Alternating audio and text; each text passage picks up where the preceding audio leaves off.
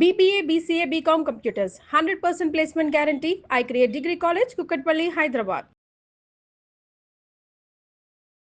ప్రస్తుతం మనతో పాటు ఉన్నారు జై భారత్ పార్టీ వ్యవస్థాపక అధ్యక్షులు మాజీ CBI JD IPS officer JD Lakshminarayana గారు. ఒకసారి ఆయనతో మాట్లాడదాం. ఎందుకంటే మనకు తెలుసు కేరళ నర్సు నిమిషప్రియ ఇష్యూ ప్రపంచ వ్యాప్తంగా సంచలనం రేపినటువంటి పరిస్థితి. అసలు ఇందులో ఫ్యాక్ట్స్ ఆఫ్ ది కేసు ఏంటి, ఏం జరిగింది, ఏం జరగబోతోంది అన్ని కూడా ఒక ఐపీఎస్ ఆఫీసర్ గా ఆయన ఏం చెప్తారో చూద్దాం. సార్ నమస్తే అండి. నమస్తే నిరుపమ గారు. సార్, ఐపీఎస్ ఆఫీసర్ గా మీరు ఇలాంటి చాలా కేసెస్ చూసుంటారు. ఇప్పుడు ఈ కేసుని ఎలా చూస్తారు, అసలు ఇందులో ఫ్యాక్ట్స్ ఏంటి, ఎందుకు ఇలాంటి సిచ్యుయేషన్ వచ్చింది, ఆమె చేసింది న్యాయం అని చెప్పేసి చాలా మంది వాదిస్తున్నారు. కొంతమంది అయితే వెళ్ళి అక్కడే ఉండి ఆమెకు సపోర్ట్ చేద్దామని చెప్పి భారత్ నుంచి వెళ్ళినటువంటి పరిస్థితి కూడా ఉంది. ఎట్లా చూడాలి సార్? ఇది రెండు దేశాల మధ్యన ఇష్యూగా చూడాలా, లేకపోతే పర్సన్స్ మధ్యన మాత్రమే చూడాలా? అసలు ఆమె కేసుకు సంబంధించిన అన్ని వివరాలు కూడా ప్లీజ్ సార్ చెప్పండి. భారతదేశం నుంచి చాలా మంది ఉపాధి కోసం ఇతర దేశాలకు వెళ్తుంటారు. అమెరికా కావచ్చు, లేకుంటే ఇతర యూరోప్ దేశాలు కావచ్చు. దానితో చూస్తే మనకు మిడిల్ ఈస్ట్ లో చాలా మంది ఎక్కువ ఉన్నారు. గల్ఫ్ లో సౌదీ గానీ, కువైట్ గానీ ఇటువంటి దేశాల్లో చాలా మంది వెళుతుంటారు ఉపాధి కోసం. అక్కడ నిమిషప్రియ అనే అమ్మాయి కూడా నర్సింగ్ చేసింది, నర్సింగ్ కోర్స్ చేసింది, నర్స్ ఆవిడ. 2008వ సంవత్సరంలో ఉపాధి కోసం యమన్ దేశానికి వెళ్తుంది. యమన్ లోకి వెళ్ళి ఆవిడ నర్సింగ్ ఇదంతా మొదలు పెడుతుంది. కొన్ని సంవత్సరాల తర్వాత ఆవిడకి ఏమనిపిస్తుందంటే మనమే ఒక క్లినిక్ పెడితే బాగుంటుంది కదా అన్న ఆలోచన వస్తున్నాం. కానీ యమన్ దేశంలో ఎలాంటి నియమాలు ఉన్నాయంటే బయట నుంచి వచ్చిన వాళ్ళు ఏదైనా బిజినెస్ ఎస్టాబ్లిష్మెంట్ వాళ్ళు చేసుకోలేరు. ఓకే. కాబట్టి అక్కడ లోకల్ వాళ్ళు ఎవరైనా కావాలి అని చెప్పేసి అక్కడ ఆవిడ లోకల్ చెందిన ఐ థింక్ తాహిద్ అనుకుంటా అతన్ని కలిసి ఆ డాక్యుమెంట్స్ అన్ని తయారు చేసి 2015వ సంవత్సరంలో క్లినిక్ స్టార్ట్ చేస్తున్నాం. ఆ తర్వాత ఇది మొదలవుతుంది. కానీ ఈ వ్యక్తి యమన్ వ్యక్తి ఎవరైతే ఉన్నాడో అతను ఈవిడని ఎక్స్ప్లాయిట్ చేయడం మొదలు పెడతాడు. ఈ అమ్మాయి పాస్పోర్ట్ తీసేసుకోవడం, తర్వాత ఈమెన్ని ఫిజికల్గా, తర్వాత సెక్షువల్గా అబ్యూస్ చేయడం, ఇవన్నీ చేసి ఆవిడ ఇక తట్టుకోలేకపోయి ఈ వ్యక్తి ఇలాగే కొనసాగితే నా జీవితం టోటల్గా కొలాప్స్ అయిపోతుందని చెప్పేసి పాస్పోర్ట్ ఇవ్వట్లేదు. తర్వాత ఆవిడని కంటిన్యూస్గా బాధలు పెడుతున్నాడు.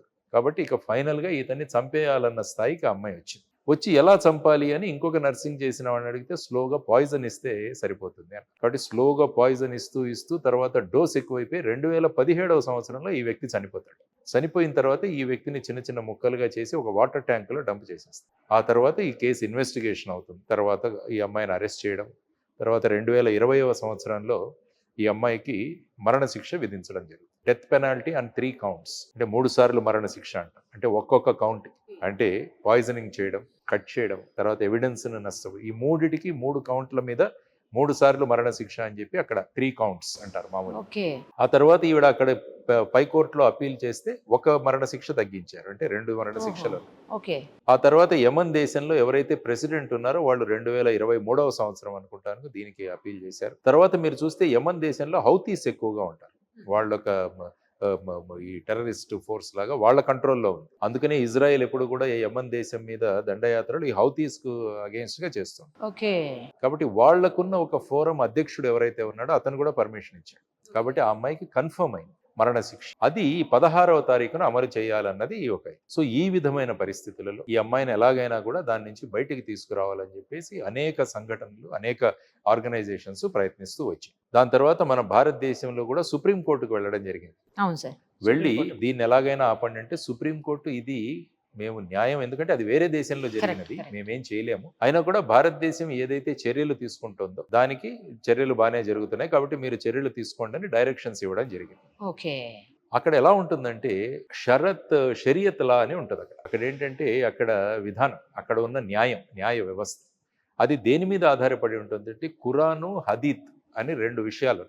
ఖురాన్ అంటే మనం చదువుకునే ఖురాను, ఆ తర్వాత హదీత్ అని ప్రాఫెట్ మహమ్మద్ ఏదైతే ఆయన చెప్పారో, ఆయన యాక్టివిటీస్ ఏవైనారో వాటన్నిటినీ హదీత్ అంట. సో ఖురాను, హదీత్ కలిపి ఆ దేశాలలో సుమారుగా 50 దేశాల్లో పీనల్ లా ఏర్పాటు చేయడం జరిగింది. అంటే అక్కడ చట్టం, ఆ చట్టంలో ఏముందంటే 2 విధానాలు వాళ్ళు చేశారు. ఖిసాస్ అని ఒకటి, దియా అని ఒకటి. ఇది మీరు ఖురాన్ ఒకసారి చదివితే చాప్టర్ 2లో 175వ వర్స్ ఉంటుంది. అందులో ఏం చెప్తారంటే ఖురాన్లో వాళ్ళు ఏం చెప్తారంటే ఈ విధంగా జరిగినప్పుడు ఖిసాస్ అంటే ఐ ఫర్ ఐ, చావుకు చావు అలాంటిది. అందులోనే దియా అంటే ఏంటంటే సపోజ్ ఈ జరిగిన చర్యలకు మీరు కాంపెన్సేషన్ ఇవ్వగలిగితే ఆ ఫ్యామిలీకి డబ్బు రూపంలో కానీ చర్చల రూపంలో కానీ వారు గనక సమ్మతిస్తే ఈ మరణశిక్ష నుంచి దూరం చేయవచ్చు అన్నది అక్కడ ఉన్న షరియత్ లాలో ఉన్న ప్రొవిజన్. ఓకే. కాబట్టి ఇప్పుడు ఏంటంటే ఆ అమ్మాయి అతని కుటుంబాన్ని సంప్రదించి ఈ విధంగా బ్లడ్ మనీ అంటారు, ఈ మనీని ఆఫర్ చేసి ఆ కుటుంబం గనక ఒప్పుకుంటే ఈ అమ్మాయికి మరణశిక్ష మేము మాకొద్దు, ఐ ఫర్ ఐ అది ఉంది, కానీ మేము ఈ అమ్మాయి ఏ పరిస్థితుల్లో చేసిందో అది చూసి మేము సానుభూతి చూపించి అప్పుడు ఏమవుతుందంటే అక్కడ కోర్టులు దీన్ని కన్సిడర్లోకి తీసుకొని మరణశిక్షను తప్పించి ఈ అమ్మాయి తీసిన చర్యలకు అక్కడి చట్టం ప్రకారం ఎన్ని సంవత్సరాలు శిక్ష విధించాలి అన్నది వాడు నిర్ణయిస్తారు. అంటే వీళ్ళు గనక క్షమాభిక్ష పెడితే మరణశిక్ష పోతుంది, అదే సార్, కానీ మిగతా శిక్ష ఉంటుంది, అది కోర్టులు నిర్ణయిస్తారు. మీరు అలాగే చూసుకుంటే సౌదీ అరేబియాలో ఇలాంటి కేసు ఒకటి జరిగింది. ఐ థింక్ అమీరో ఏదో అనుకుంటాను అతని పేరు. అతను కూడా ఈ విధంగా మర్డర్ కేసు, అందులో కూడా మరణశిక్ష విధించడం జరిగింది. అతను బ్లడ్ మనీ పే చేశాడు. చేసిన తర్వాత మరణశిక్ష నుంచి తప్పించి అతనికి 20 సంవత్సరాల ఖైదు విధించింది అన్నమాట అక్కడ కోర్టు. సో ఇప్పుడు జరుగుతున్న ప్రయత్నం ఏంటంటే ఒక సున్నీ లీడర్ అబూ బకర్ అని అన్నాడు ఆయన, తర్వాత అనేక మంది దీంట్లో ఒక సేవ్ నిమిష్ ప్రియా ఒక ఇది కూడా ఏర్పాటు చేశారు, ఆర్గనైజేషన్ వాళ్ళు కూడా ప్రయత్నిస్తున్నారు. కానీ ఇప్పుడు ఏంటంటే ప్రస్తుతానికి దాన్ని పోస్ట్పోన్ చేశారు, 16 చేయాల్సింది పోస్ట్పోన్ చేశారు. ఆ తర్వాత వీళ్ళ ప్రయత్నాల వల్ల ఇన్ కేస్ ఆ కుటుంబ సభ్యులు గనక ఈవిడకు మరణశిక్ష వద్దు అని చెప్పి అంటే ఆ తర్వాత ప్రొసీడింగ్స్ అవుతాయి. ప్రస్తుతం ఈ పరిస్థితుల్లో ఉంది ఆ కేసు. కానీ అతని బ్రదర్ ఒక అతను ఎట్టి పరిస్థితుల్లో మేము ఒప్పుకోము అని అంటున్నాడు సార్. పేపర్లో వచ్చిన న్యూస్ చూస్తే అతను మా సంపాదించే వ్యక్తి చనిపోయాడు, అత్యంత దారుణంగా చంపబడ్డాడు, కాబట్టి మాకు ఈ బ్లడ్ మనీ డబ్బులు ఏమొద్దు, మాకు మళ్ళా కిసాస్, eye for eye, life for life, అది మాకు కావాలని ఇప్పటికి అంటున్నారు. కానీ అనేక దేశాలు, భారతదేశం కూడా డైరెక్ట్గా యమన్తో మనం చర్చలు జరపలేము, ఎందుకంటే మనం దాన్ని రికగ్నైజ్ చేయలేదు, ఎందుకంటే అది హౌతీస్ కంట్రోల్లో ఉంది కాబట్టి ఇప్పుడు భారతదేశం కూడా సౌదీ అరేబియా ఇటువంటి మనకు స్నేహపూరితంగా ఉన్న దేశాల ద్వారా వాళ్లను దీనికి ఒప్పించడానికి ప్రయత్నాలు జరుగుతాయి. అది ఇది తెలియక చాలా మంది మోడీ గారు అసలు ఏమి చర్యలు తీసుకోవట్లేదు, మోడీ గారు కామ్గా ఉన్నారు, ఎందుకు మాట్లాడట్లేదు, ఎందుకు చర్యలు తీసుకోవట్లేదు, ఎందుకు సంప్రదింపులు జరపట్లేదు అని గొడవ చేస్తున్నారు సార్. మన external affairs spokes person Randhir Jaiswal కూడా మాట్లాడారు, మేము ఫ్రెండ్లీ దేశాల నుంచి ఇవి చేస్తున్నాం, ఎందుకంటే డైరెక్ట్ గా మేము డిప్లొమాటిక్ జరపలేము, ఎందుకంటే అది రికగ్నైజ్డ్ కాదు, హౌతీస్ అన్నది మేము రికగ్నైజ్ చేయలేదు, కాబట్టి మేము డైరెక్ట్ గా వాళ్ళతో మాట్లాడాం, కాబట్టి ఈ దేశాల ద్వారా మా ప్రయత్నాలు మేము చేస్తున్నామని వారు చెప్పారు. అనేక మంది ప్రయత్నాలు కూడా చేస్తున్నారు దాని గురించి, వాళ్ళ ఇన్ఫ్లుయెన్స్ల ద్వారా ఎలాగైనా ఈ మరణశిక్ష నుంచి తప్పించి ఈ అమ్మాయిని మళ్ళీ భారతదేశానికి తీసుకురావాలన్న ప్రయత్నాలు జరుగుతాయి. కాబట్టి చూడాలి రాబోయే కాలంలో ఏ విధంగా ఆ కుటుంబం ఏ విధంగా రియాక్ట్ అవుతుంది, మెయిన్ గా కుటుంబం మీద ఆధారపడింది, వాళ్ళ నిర్ణయం వల్ల మరణశిక్ష తగ్గుతుంది. ఆ కుటుంబం కనుక ఒప్పుకోకుంటే ఇది అమలు చేయాల్సిన అవసరం ఉంటుంది ఆ పరిస్థితి, ఎందుకంటే ఏ దేశంలో ఉన్న చట్టాలు అక్కడ అమలు అవుతాయి. సో ఆ విధమైన పరిస్థితిలో ప్రస్తుతం నిమిష ప్రియ కేసు. సార్ మరి మామూలుగా మనకి ఇప్పుడు కేసెస్ లో చూస్తుంటాం మన ఇండియాలో, అతను గనక ట్రయల్ కి ముందు ఎవరైనా సరే అక్యూజ్డ్ ఎవరు ఉంటారో వాళ్ళు ట్రయల్కి ముందు కానీ లేదా తర్వాత కానీ ట్రయల్ జరుగుతున్న టైంలో కానీ కొన్ని సంవత్సరాల పాటు జైల్లో ఉంటే అతనికి పడిన శిక్షలోంచి ఈ జైలు శిక్షని మినహాయిస్తూ ఉంటారు, అతను ఆల్రెడీ జైల్లో ఉన్నదాన్ని. కానీ ఇప్పుడు ఇక్కడ మరణశిక్ష పడ్డది కదా, ఈ మరణశిక్ష వీళ్ళు గనక ఒప్పుకుంటే మిగతా శిక్ష ఏదైనా అక్కడి కోర్టులు విధించాలనుకుంటే ఇప్పటి వరకు ఐ థింక్ 2017 నుంచి ఉంది కాబట్టి 8 సంవత్సరాలు దాని నుంచి తగ్గించి ఎంత శిక్ష నిర్ణయిస్తారన్నది ఆ కోర్టుల మీద ఆధారపడి. కాబట్టి ఫస్ట్ ఈ మరణశిక్ష నుంచి ఈ అమ్మాయిని ఎలా తప్పించాలి అన్న దాని గురించి అందరి యొక్క ప్రయత్నాలు జరుగుతున్నాయి. లెట్ us హోప్ ఆ శిక్ష నుంచి ఆ అమ్మాయి బయటపడుతుంది, ఎందుకంటే ఆ అమ్మాయి ఎటువంటి దుర్భరమైన పరిస్థితుల్లో ఈ విధంగా నిర్ణయం తీసుకోవాల్సి వచ్చిందన్నది కూడా మనం ఆలోచించాలి కదా సార్. ఎందుకంటే ఆ అమ్మాయి పాస్పోర్ట్ లేదు, ఆ అమ్మాయిని ఎక్స్‌ప్లాయిట్ చేస్తున్నారు, దేశం కాని దేశం. ఇటువంటి పరిస్థితుల్లో ఇంకేమవుతుంది, అతన్ని చంపడం తప్ప ఇంకొక వేరొక మార్గం లేదు అన్న స్థితికి ఆ అమ్మాయి వచ్చింది, అంతే కదా సార్. సో అది మనం ఆలోచించాల్సిన అంశం. కానీ ఏ దేశాల్లో ఉన్న చట్టాలు వాళ్ళ నియమాలను బట్టి అక్కడ ప్రాసిక్యూషన్ ఆ ట్రయల్ జరుగుతుంది. సార్ ఇంకొకటి కూడా అంటారు కదా, ఏంటంటే వాళ్ళ ప్రాణం మీదకి వచ్చినట్లయితే వాళ్ళ మాన ప్రాణాలు కాపాడుకోవడానికి ఎదుటి వాళ్ళని ఏమన్నా చేసినా కూడా ఏమీ కాదు అని మన దేశం. Grave and sudden provocation.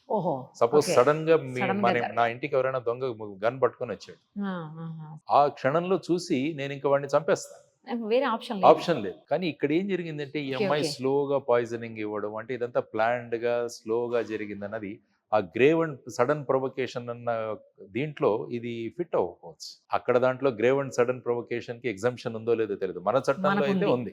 Grave and sudden provocation లో ఎగ్జంప్షన్ ఉంది మనకి. అంటే కంట్రీకి మారిపోతాయి కాబట్టి ఆ చట్టాలు ఏ దేశంలో ఇప్పుడు ఎవరైనా వేరే దేశస్తులు ఇక్కడ వచ్చి, ఫర్ ఎగ్జాంపుల్ మోనికా బేడి, అబూ సలేం ఇక్కడ పాస్పోర్ట్ ను ఫోర్స్ చేసి వాళ్ళు వెళ్ళి లిస్బన్ లో ఉన్నారు, కాబట్టి ఇక్కడి చట్టాలను వాళ్ళు ఉల్లంఘించారు, కాబట్టి ఇక్కడి చట్టాలు ఇక్కడి న్యాయ ప్రక్రియ ద్వారా వాళ్ళకి శిక్ష పడింది. ఓకే. ఏ దేశంలో ఆ క్రైమ్ జరుగుతుందో ఆ దేశంలో ఉన్న చట్టాలను బట్టి అక్కడ ట్రయల్ జరుగుతుంది. ఇంకొకటి కూడా సార్, జనరల్ గా ఒకదానికి ఒకటే మరణశిక్ష ఉంటుంది కానీ 3 రకాల మరణశిక్షలు ఎందుకు? అంటే ఏముంటుందంటే ఆన్ మెనీ కౌంట్స్ అంటారు. అంటే ఒక్కొక్క దానికి ఆ ఒక్కొక్క పీనల్ కోడ్ లో ఒక్కొక్క రకంగా ఉంటుంది. ఓకే. అంటే విషమిచ్చి చంపడం అదొక, తర్వాత బాడీని కట్ చేయడం అదొక ఈవెంట్, తర్వాత దాన్ని దాచిపెట్టడం, ఈ 3. కాబట్టి ఈ ఒక్కొక్క దానికి కూడా మరణశిక్ష విధించేంత నేరం చేయబడిందని అక్కడ కోర్టులు కన్క్లూజన్లోకి వచ్చాయి. కాబట్టి 3, ఆ తర్వాత ఒక హయ్యర్ కోర్టు 1 తగ్గించేసి 2 అయితే ఉన్నాయి. 2 కౌంట్స్. మన దగ్గర అయితే అలాంటిది సేమ్ ఉంటుందా సార్? ఉంటుంది. కానీ మన దాంట్లో ఏమవుతుందంటే మరణశిక్షలు దీన్ని ఉంటాయా, అంటే ఒకసారి అయిపోయిన తర్వాత ఇంకేముంది, ఆ, రెండవది ఇంకా ఇంకేముంది. లేదు. అదే సార్. కానీ మిగతావి చూసుకుంటే మీరు శిక్షలు విధిస్తారు. ఫర్ ఎగ్జాంపుల్ చీటింగ్ చేసినందుకు ఒక శిక్ష, ఫోర్జరీ చేసినందుకు ఒక శిక్ష, లేకుంటే ఇంకోటి వాటిని వాడినందుకు ఒక శిక్ష. కానీ మన దాంట్లో మన దేశంలో ఏదంటే ఈ 3 శిక్షలు కలిపి నడుస్తుంది. అది అంటున్నాను సార్, కరెక్ట్. అది కాంకరెంట్లీ అంటాం మనం. కాంకరెంట్లీ అన్ని శిక్షలు కలిపి నడుస్తాయి. కానీ అదే కన్సిక్యూటివ్ గా చేస్తే ఈ 3 సంవత్సరాల పనిష్మెంట్ తర్వాత నెక్స్ట్ 3 సంవత్సరాలు, నెక్స్ట్ 3 సంవత్సరాలు. అదే మీరు చూసుకుంటే అమెరికాలో 30 సంవత్సరాల శిక్ష, 40 సంవత్సరాల శిక్ష ఈ విధంగా పడుతుంటాయి. అంటే అవన్నీ కూడా కాన్సిక్యూటివ్ గా జరుగుతాయి. ఒక శిక్ష అయిన తర్వాత ఇంకొక శిక్ష, ఆ విధంగా. సో ఇప్పుడు ఇక్కడ అక్కడ కోర్ట్స్ ఎలా స్పందిస్తాయో రేపొద్దున కోర్టులు స్పందించడానికి ఓన్లీ ఈ ఫ్యామిలీ కనుక ఈ అమ్మాయిని మరో శిక్ష నుంచి తీసేసి ఆ తర్వాత కోర్టుల మీద ఆర్గ్యుమెంట్లు అవన్నీ జరుగుతాయి. మొదట జరగాల్సింది ఈ ఫ్యామిలీ నుంచి దీన్ని బయటికి తీసుకురావడం అన్నది ప్రధానం. ఎవరైతే డిసీజ్డ్ ఉన్నాడో వాళ్ళ ఫ్యామిలీ. చూద్దాం సార్ ఏం చూద్దాం. Let us hope for the best. అదే అమ్మాయి బయటికి రావాలని కోరుకుందాం. అందరి యొక్క ఏవైతే తీసుకుంటున్నారో అందరూ కలిసి పనిచేస్తున్నారు, వీటన్నిటికి కూడా ఒక ఫైనాలిటీ రావాలని కోరుకుంటాం. వాళ్ళు అంటే ఎంతవరకు వింటారో మనకు తెలియదు కదా సార్, ఫ్యామిలీ అనేవాళ్ళు. ఎందుకంటే రకరకాలు వాళ్ళకు కూడా చెప్పే విధానాలు ఇవన్నీ కూడా ఉంటాయి. స్లోగా ఎవరు వెళ్ళి చెబుతున్నారు ఇవన్నీ కూడా చూసుకొని ఫైనల్ గా ఒక్కోసారి ఆ పాప భీతి ఉన్నప్పుడు కూడా సరే జరిగిపోతే అయితే జరిగిపోతుంది, ఈయన ఈ విధంగా అమ్మాయిని బాధ పెట్టాడు కాబట్టి ఈ అమ్మాయిని ఎందుకు మనం పోగొట్టుకోవడం అన్న ఆ విధంగా వాళ్ళని కనుక మనం బ్రెయిన్ వాష్ చేయగలిగితే ఒక్కోసారి రావచ్చు ఆ విధంగా బయట. ఖచ్చితంగా అయిపోతుంది. ఇలాంటి వాళ్ళు వెళ్తే ఖచ్చితంగా మంచి జరుగుతుంది అమ్మాయికి. ప్రయత్నిస్తున్నారమ్మా, చాలా మంది ప్రయత్నిస్తున్నారు. Brother K.A. పాల్ గారు కూడా వెళ్ళారని విన్నారు. మంచిది, అందరూ కలిసి పనిచేయడం చాలా ముఖ్యమైన విషయం. We should appreciate. వాళ్ళు ఎంతవరకు వింటారనేది చూద్దాం. ప్రయత్నం అయితే చేయాలి కదా, ప్రయత్నం చేస్తున్న వాళ్ళందరినీ కూడా మనం మెచ్చుకుందాం. అవును సార్. ముఖ్యంగా ఇస్లాం మత పెద్దలు అయితేనే వాళ్ళు వినే అవకాశం ఉంది. ఎవరైతే ఉన్నారో ఆయన కూడా చేస్తున్నారని విన్నాం. చూద్దాం. ఎందుకంటే ఇది మతానికి సంబంధించిన ఇష్యూ కాబట్టి దాన్ని కన్విన్స్ చేయడానికి కూడా అందులో ఉన్న కొన్ని విషయాలు చెప్పి కన్విన్స్ చేయగలిగితే అప్పుడు ఆ విధమైన కనెక్టివిటీ వస్తుంది. కాబట్టి చూద్దాం ఏమవుతుంది. మనకంటే కూడా చాలా సివియర్ గా ఎక్కువ ఉంటాయి కదా సార్ అక్కడ శిక్షలు, కొంచెం కఠినంగా ఉంటాయి మన మీద. కొన్ని పనిష్మెంట్ అంటే అడల్టరీ కానీ ఇలాంటివి చేస్తే డైరెక్ట్ గా వాళ్ళు పబ్లిక్ లో స్టోనింగ్ టు డెత్ కూడా ఉన్నాయి. అది కూడా ఈ కిసాస్ లో ఉన్నది. ఏ చేశారో వాళ్ళకి అదే చేయడం, ఆ విధమైన శిక్షలు ఉన్నాయి. అందుకనే క్రైమ్ రేట్ తక్కువగా ఉంటుంది. స్టోనింగ్ టు డెత్ డైరెక్ట్ గా చేతులు కోసేస్తారు, ఇది చేస్తారు, ప్రజలు రాళ్లు వేసి చంపుతారు, పబ్లిక్ గా హ్యాంగ్ చేస్తారు. రక్తానికి రక్తం సిద్ధాంతం, ప్రాణానికి ప్రాణం సమాధానం అన్నది అక్కడే విధాంతం. బొబ్బిలి పిల్లిలో ఒక పాట ఉంటుంది ఆ విధంగా. రక్తానికి రక్తం సిద్ధాంతం, ప్రాణానికి ప్రాణం సమాధానం, అది ఆ కిసాస్ లో ఉన్న భాగం అన్నమాట. చూద్దామండి. Let us hope for the best. Thank you sir, thank you so much. Suman టీవీలో మీ పర్సనల్ అండ్ బిజినెస్ ప్రమోషన్స్ కోసం కింది నెంబర్ కి కాంటాక్ట్ చేయండి.